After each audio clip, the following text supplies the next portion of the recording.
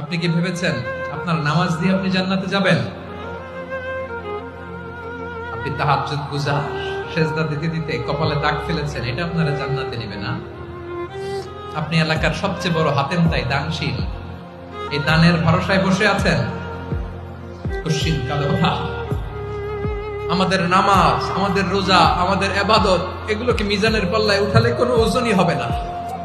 তবে আমাদের একটা কৌশল জানা আছে, আমরা আল্লাহর রহমতের ভিখারি।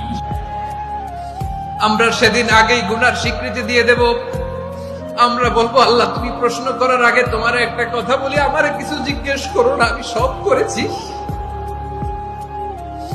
এমন কোন পাপ নাই যে পাপ আমারে দিয়ে হয় নাই। তোমার রহমত দিয়ে তুমি জান্নাতে পাঠাবা, তোমার দয়ায় জান্নাতে যেতে চাই, আমল দিয়ে না। পারবেন বলতে? কিয়ামতের দিন আমরা